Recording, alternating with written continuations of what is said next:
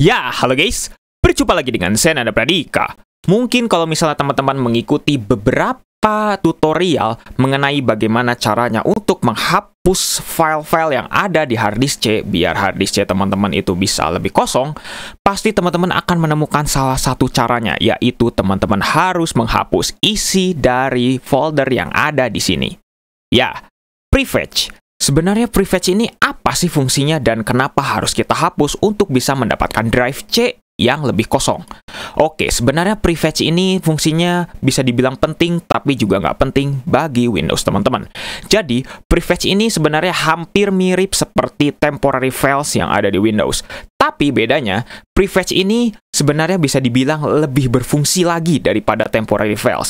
Karena dengan adanya prefetch ini, maka teman-teman ketika membuka suatu program, akan terbuka lebih cepat gitu daripada kalau misalnya teman-teman tidak memiliki prefetch. Prefetch ini pertama kali ada di Windows 7. Jadi makanya kenapa kalau misalnya teman-teman melihat di Windows XP itu prefetch masih belum ada. Oke, ibaratnya kayak gini. Kalau misalnya teman-teman belum pernah membuka program apapun gitu ya, seperti contohnya di sini saya akan membuka suatu program. Oke, kalau misalnya teman-teman bertanya kenapa kok start menu sama taskbarnya berbeda, silahkan bisa dicek di video saya yang kanan atas ini ya. Oke, seperti contohnya di sini nih, saya akan mencoba untuk membuka program PowerPoint. Oke, mungkin di sini memang lebih cepat terbukanya. Karena kenapa? Karena saya sudah pernah membuka PowerPoint sebelumnya gitu. Sebelum video ini saya rekam gitu. Kebetulan saya sudah membuka PowerPoint gitu. Jadi makanya lebih cepat. Tapi apa jadinya kalau misalnya saya tidak pernah membuka program yang belum pernah saya buka? Contohnya di sini adalah Movie Maker. Oke. Pasti akan kerasa lebih lama sedikit ya. Karena kenapa? Karena Movie Maker ini masih belum tersimpan di dalam prefetch.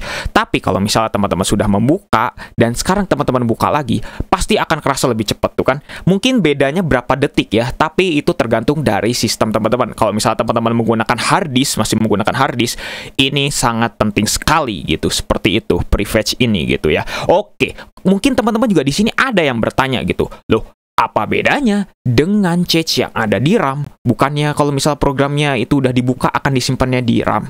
Oke, betul teman-teman. Tapi ingat, cache yang ada di RAM itu tidak akan berfungsi kalau misalnya prefetch-nya ini nggak ada. Oke, mungkin sekarang saya akan coba untuk membuka prefetch-nya ya.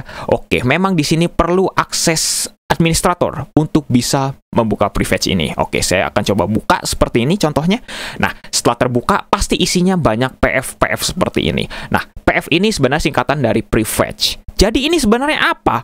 Oke, mungkin teman-teman di sini ngelihat kayaknya ada beberapa nama yang tidak asing gitu, kayak contohnya CCleaner, terus di sini BCD Edit, Audacity, dan lain sebagainya. Seperti yang sudah tadi saya jelaskan gitu. Di sini ada Counter Strike, ada CS:GO dan lain sebagainya gitu. Seperti yang saya sudah jelaskan tadi. Kalau ini menyimpan dari denah suatu program. Jadi saya ibaratkan seperti ini. Prefetch itu adalah denah. Sedangkan cache yang ada di RAM itu adalah petunjuk arahnya. Jadi mungkin teman-teman sudah mengerti ya. Kalau misalnya nggak ada prefetch, tapi ada arahnya, ada di cache di RAM gitu, maka program tersebut juga tetap tidak akan terbuka secara cepat. Tapi kalau misalnya ada prefetch dan juga ada RAM, ada denah dan juga ada arahnya, maka program teman-teman akan terbuka lebih cepat. Nah, bagaimana jadinya kalau misalnya prefetch-nya saya hapus? Oke, nggak akan ngerusak sistem, teman-teman. Tenang, nggak akan ngerusak sama sekali. Oke, seperti ini contohnya. Saya sudah kosongkan ya. Nah, sekarang saya akan coba buka aplikasi yang kayak tadi. Contohnya PowerPoint di sini ya. Oke, saya akan buka PowerPoint di sini. Oke, mungkin akan terbuka tergantung gitu ya. Karena kenapa? Karena memang di sini teman-teman juga akan tergantung sama harddisk dari teman-teman. Kalau misalnya, nah, seperti ini. Saya contohnya sudah membuka PowerPoint, maka di sini akan langsung muncul prefetch-nya. Alias bisa dibilang komputer teman-teman akan terbuka lagi si denahnya gitu. Seperti itu, akan dibuatkan lagi denahnya gitu. Seperti itu. Jadi kalau misalnya teman-teman sudah menghapus prefetch, maka kalau misalnya teman-teman sudah membuka aplikasi, akan terbuka lagi seperti ini gitu. Seperti itu, akan tersimpan lagi gitu. Seperti itu.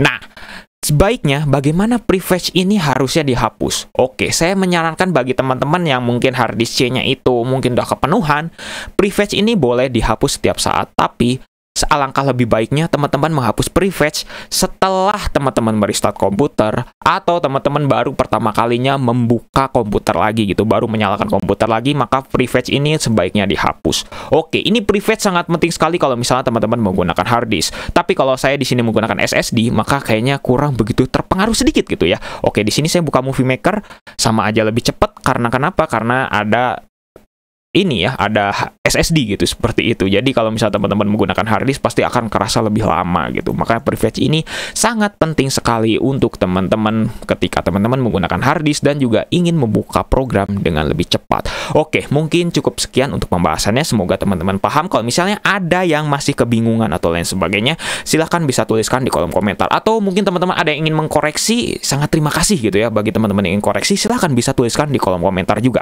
Oke, mungkin cukup sekian. Terima kasih bagi teman-teman yang sudah nonton sampai detik ini. Jangan lupa subscribe dan juga share video ini jika bermanfaat. Bantu channel ini juga agar bisa berkembang. Oke guys, saya Nanda Pradika. See you next time.